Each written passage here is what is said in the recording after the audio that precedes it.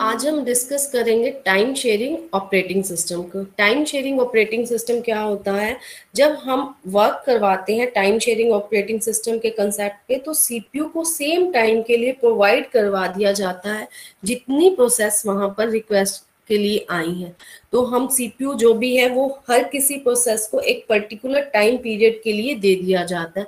In time sharing system allocate a very short period of CPU time one by one each user process and beginning from first user process to last, first से लेके last तक सभी को एक same time slot दे दिया जाता है।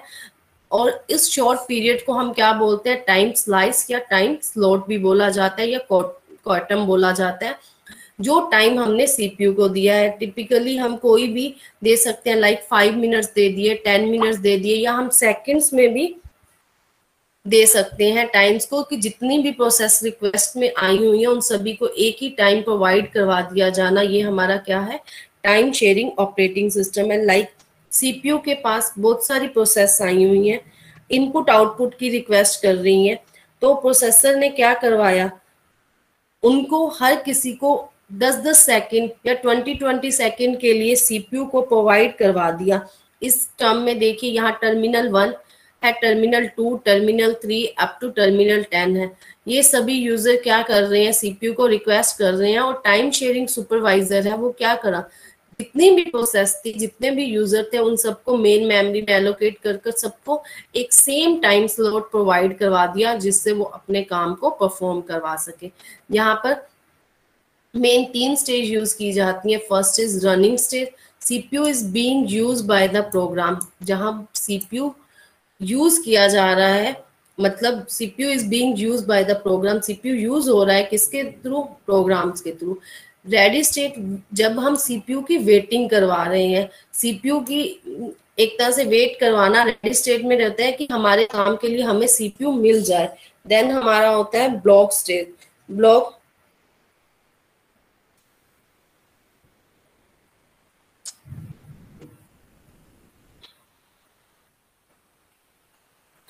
Next है हमारा ब्लॉक। ब्लॉक स्टेज में क्या है? हम परफॉर्मिंग करवा रहे हैं इनपुट आउटपुट का जो भी ऑपरेशन है, उनमें से किसी को ब्लॉक करवा देना। देन हमारा है रिक्वायरमेंट्स, हमें क्या होती है टाइम शेयरिंग सिस्टम के लिए?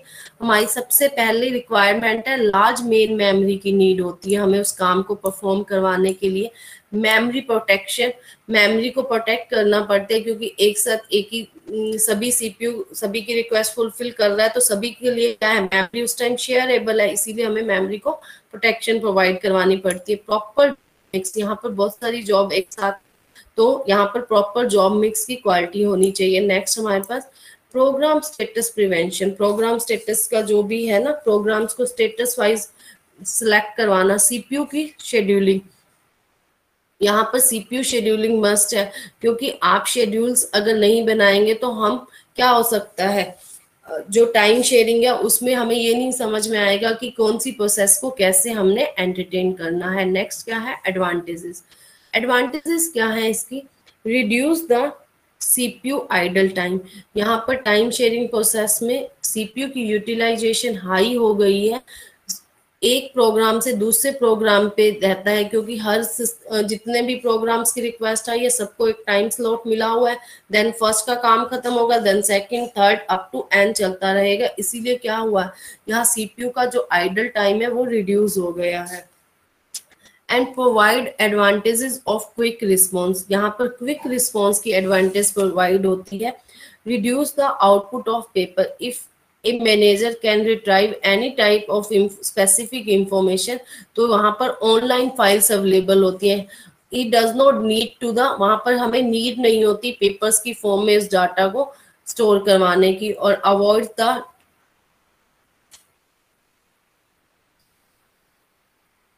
यहाँ पर हम अवॉइड करवा सकते हैं duplication of the software. Next हमारा क्या है? Disadvantage of the time sharing. क्या डिसएडवांटेज है? जो भी क्वेश्चंस हैं सिक्योरिटी के रिगार्डिंग, यूजर प्रोग्राम्स के रिगार्डिंग एंड डाटा के रिगार्डिंग, क्या हो रहा है? शेयर हो रही है मेमोरी बार बार, तो क्या है? ये डिसएडवांटेज है। हमें सिक्योरिटी के रिगार्डिंग प्रॉब्लम फेस करनी पड़ती है। Problem of the data communication, communication के रिगार्डिंग प्रॉब्लम फेस करनी पड़ती है, प्रॉब्लम रिलेबिलिटी के रिगार्डिंग प्रॉब्लम शेयर करवानी पड़ती है, और same time in this operating system there में भी a problem of data communication, वहां पर एक डाटा कम्युनिकेशन की भी प्रॉब्लम आ सकती है। ये सभी प्रॉब्लम्स आ जाती हैं, इसी कारण से हमारा क्या होता है, हमें प्रॉब्लम फेस होती है। ये हमारी डिसएडवांटेज है किसकी, टाइम शेयरिंग ऑपरेटिंग सिस्टम की। नेक्स्ट है हमारा multi processing operating system. This technique consist, यहाँ पर क्या है, मल्टी प्रोसेसिंग नाम से पता चल रहा है प्रोसेसर एक से ज्यादा होंगे। तो ये टेक्निक हमारी कहाँ होती है, जब एक से ज्यादा सीपीयू को हम कनेक्ट करवाते हैं किसी कॉमन इनपुट डिवाइसेस के साथ काम करवाने के लिए। यहाँ पर हम डिफरेंट प्रोग्राम है में either be process by different CPU और वन सीपीयू और मोर सीपीयू, वो एक के साथ भी काम करवा सकते हैं, डिफरेंट के साथ भी, और एक से ज्यादा के साथ भी।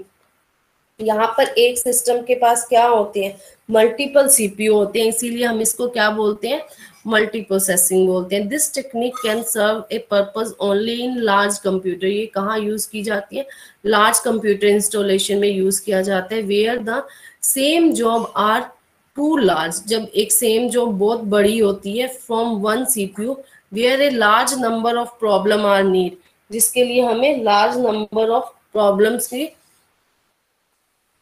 Where a large number of problem need to solve the, उसको हमने एक साथ सिमल्टेनियसली उस काम को सॉल्व करवाना है। वहां पर हमें किस टाइप का प्रोसेसर की नीड होती है, हमें वहां पर मल्टी प्रोसेसिंग की नीड होती है। लाइक सीपीयू के पास रिक्वेस्ट चली गई, बहुत सारे रिक्वेस्ट चली गई, तो हम क्या करेंगे, हमारे पास अगर एक से ज्यादा सीपीयू है उस काम को परफॉर्म करवाने के लिए, हम उन सभी को सीपीयू को रिक्वेस्ट को डिवाइड करवा देंगे और वो सभी काम परफॉर्म होकर हमारा एक ही मेन मेमोरी में स्टोर हो जाएगा। यहाँ पर मल्टी प्रोसेसर टू वे में काम करवाते हैं। ये देखिए symmetric multi processor, symmetric multi processor, each processor run identical copy of the operating system and these copy communicate, सभी क्या है, आइडेंटिकल काम करवा रहे हैं और आपस में एक दूसरे के साथ कम्युनिकेट करवा रहे हैं। ये हमारा होता है सिमेट्रिक। और एसिमेट्रिक में हमारे पास क्या होते हैं, एक मास्टर सीपीयू होते हैं और बाकी सभी स्लेव सीपीयू होते हैं। मतलब एक मेन सीपीयू होता है जिसके साथ बाकी सभी सीपीयू कनेक्ट होते हैं और वो डायरेक्ट उसके पास रिक्वेस्ट को भेजते हैं। यहाँ पर क्या है कि सभी एक दूसरे के साथ कनेक्ट हैं। तो ये हमारी क्या है, सिमेट्रिक है। एसिमेट्रिक में स्कीम में क्या है, मास्टर प्रोसेसर जो होता है वही सारे काम को देखता है, वही अकॉर्डिंगली काम को डिवाइड करवाता है स्लेव को, और वो उस काम को परफॉर्म करवाते हैं। इसकी एडवांटेज क्या है, better throughput, it improve the performance of computer system. ये हमारे कंप्यूटर सिस्टम की परफॉर्मेंस को इंक्रीज करवा दिया है। यहाँ पैरेलल प्रोसेसिंग हो जाती है और बहुत सारी जॉब एक साथ एंटरटेन हो जाती है। यहाँ हमारी बेटर रिलायबिलिटी होती है। It provide a built in backup, ये हमें जो बैकअप है वो प्रोवाइड कर दिया जाता है। ये देखिए अगर यहाँ से कोई काम है वो मास्टर पे सेव होगा ही सही, तो हमें ऑटोमेटिक यहाँ से बैकअप मिल जाता है और बैकअप मिलने से हमारा मल्टी प्रोसेसर की रिलायबिलिटी क्या हो जाती है, ऑटोमेटिक इंक्रीज हो जाती है। देन हमारे पास क्या है, बेटर यूटिलाइजेशन ऑफ रिसोर्सेज। यहाँ पर हमारा जो सीपीयू है वो बेटर यूटिलाइज करवाया जाता है, उस काम को परफॉर्म करवाता है। सेविंग द कॉस्ट, यहाँ कॉस्ट सेव हो गई है। लाइक हम मेमोरी शेयर करते हैं, बसेस को शेयर करते हैं, क्लॉक शेयर करते हैं, इससे इस सिस्टम की कॉस्ट क्या हो गई है, लेस हो गई है। इसकी डिसएडवांटेज क्या है, लार्ज मेमोरी की नीड है, क्योंकि देखिए अब सीपीयू ज्यादा है तो काम भी ज्यादा उसने प्रोसेस किया होगा, उसके पास क्या होनी चाहिए, मेमोरी भी ज्यादा होनी चाहिए। और such system are very expensive, this type system क्या होते हैं, बहुत ज्यादा एक्सपेंसिव होते हैं और एक वेरी सफोकेटेड ऑपरेटिंग सिस्टम होता है, क्योंकि यहाँ पर हमें शेड्यूल, बैलेंस एंड कोऑर्डिनेट करवाना पड़ता है इनपुट आउटपुट प्रोसेसिंग एक्टिविटीज के साथ। बेसिक हमारा क्या डिफरेंस होता है multi programming and multi processing में। Multi programming is a interleaved execution two or more processor by single CPU. यहाँ पर एक से ज्यादा प्रोसेसेस काम तो कर रही हैं, बट कौन एंटरटेन कर रहा है, सिंगल सीपीयू ही एंटरटेन करवा रहा है। और मल्टी प्रोसेसिंग में क्या है, जो काम सिमल्टेनियसली हो रहा है वो दो या दो से ज्यादा प्रोसेसर उस काम को परफॉर्म करवा रहे हैं। नेक्स्ट है हमारा मल्टीटास्किंग। मल्टीटास्किंग क्या होता है? In multi user system, multitasking is same as a multi programming in a single user system. It is not necessary that the system work only on one job at a time in this factor. यहाँ पर ये necessary नहीं है कि एक ही job एक ही time पे काम हो. A user of single user often use the multiple task. आप मल्टीपल टास्क को परफॉर्म करवा सकते हैं. एक साथ एक ही काम परफॉर्म करवाना, एक साथ एक से ज्यादा काम को परफॉर्म करवाना, वो हमारा क्या होता है? मल्टीटास्किंग. मल्टीटास्किंग क्या है? जो आपके पास टास्क 1 है, टास्क 2 है, टास्क 1 में इंटरप्ट आ गई, टास्क 2 परफॉर्म हो गया, हाँ टास्क 2 कंप्लीट हो गया, देन वो दोबारा क्या हो गया? टास्क 1 पे आ गया उस काम को परफॉर्म करने के लिए. यहाँ बेसिक आइडिया क्या होता है कि जो भी डिवाइसेस अपना काम कर रहे हैं वो इंडिपेंडेंट है सीपीयू के साथ, और उस काम को सीपीयू उनके काम को परफॉर्म करवाता है. अगर किसी कारण से किसी भी इश्यू परफॉर्म होता है तो उसको हम इंटरप्ट कहते हैं, और जैसे ही उन इंटरप्ट को एंटरटेन किया जाता है, जब वो रिमूव हो जाती है, दोबारा उस काम को परफॉर्म करवा दिया जाता है. नेक्स्ट है हमारा distributed operating system. Distributed operating system क्या होता है? जब मल्टीपल सेंट्रल प्रोसेस सर्व करवाते हैं मल्टीपल रियल टाइम्स को, लाइक यहाँ पर हम नेटवर्क के काम को परफॉर्म किया जाता है. यहाँ मल्टीपल डिवाइसेस कैसे कनेक्ट होते हैं? With the help of network connect होते हैं. जब मल्टीपल कंप्यूटर इंटरकनेक्ट होंगे each other through a network for the purpose of sharing the task, task को शेयर करने के लिए. लाइक एक ज्योग्राफिकल एरिया है जहाँ पर बहुत सारे डिवाइसेस कनेक्ट हैं with the lines, with the cable, और एक सेंटर में क्या होता है? एक नेटवर्क होता है जो इन सभी डिवाइसेस को हैंडल करवा रहा है. इसमें क्या होता है? इसकी एक तरह से एडवांटेज है ना कि अगर किसी सिस्टम पे ज्यादा लोड है तो वो क्या करवा दे? दूसरे सिस्टम को अपना लोड डिवाइड करवा दे. और डिसएडवांटेज क्या रहेगी इसकी कि यहाँ पर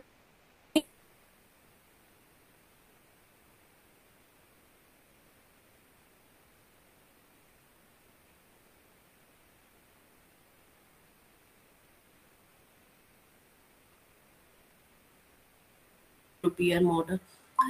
क्लाइंट सर्वर मॉडल क्या होता है? In this model a specific computer is known as a server which is a specially dedicate to provide various service to other computer. यहाँ एक सर्वर है जो क्या करवा रहा है? क्लाइंट सर्वर में जितने भी क्लाइंट्स हैं उनकी जो भी रिक्वेस्ट आ रही है उनको रिप्लाई प्रोवाइड करवाना. लाइक अगर इधर से रिक्वेस्ट आ रही है देन रिप्लाई देना. क्लाइंट 2 ने रिक्वेस्ट करी है तो उसको रिप्लाई प्रोवाइड करवाना. देन क्या है? क्लाइंट 3 की रिक्वेस्ट जा रही है तो उसको रिप्लाई प्रोवाइड करवाना. ये हमारा क्या है? क्लाइंट सर्वर मॉडल होता है. नेक्स्ट है हमारा peer to peer model. Peer to peer model में क्या होता है? यहाँ पर कोई भी डेडिकेट सर्वर नहीं होते, सभी कंप्यूटर इक्वल होते हैं. मतलब जितने भी कंप्यूटर्स यहाँ यूज किए गए हैं वो सभी इक्वली परफॉर्म करवा रहे हैं. ये देखिए इस डायग्राम में मैंने 4 डिवाइसेस लिए, ये सभी आपस में एक दूसरे के साथ कनेक्ट हैं और अपने काम को परफॉर्म करवा रहे हैं. This arrangement is suitable for environment with limited number of user. ये कहाँ पर सुटेबल होती है? जब लिमिटेड नंबर है, लाइक 4, 5. अगर इससे ज्यादा होते हैं तो इतनी ज्यादा केबल्स हो जाती हैं, अगर किसी में भी प्रॉब्लम्स आती है तो हम अंडरस्टैंड नहीं कर पाते कि ये कैसे काम को परफॉर्म करवाएगा. इसकी एडवांटेज क्या है? ये रिड्यूस करवा दिया है लोड. होस्ट कंप्यूटर के जो लोड था ना, लाइक क्लाइंट सर्वर में सारा लोड किस पर था? होस्ट कंप्यूटर पे था, उसको रिड्यूस करवा दिया है. डिले को रिड्यूस करवा दिया है. और यहाँ पर हम काम शेयर कर लेते हैं. लाइक किसी सिस्टम पे ज्यादा है तो हम उसकी शेयरिंग कर देते हैं, उस सिस्टम से काम दूसरे सिस्टम पे डिवाइड कर दिया जाता है. यहाँ इंक्रीज करवा दी जाती है सिस्टम की availability and fast system response time होता है. यहाँ लेस रिस्क रहता है क्योंकि यहाँ पर break down like better reliability है, बेटर सर्विसेज कस्टमर को प्रोवाइड होती हैं, और लेवल्स हमारी जो क्या है, जो प्रॉब्लम्स का लेवल है वो यहाँ पर कम होता है. यहाँ जो कॉम्प्लेक्सिटी है वो भी कम होती है rather than the other network systems.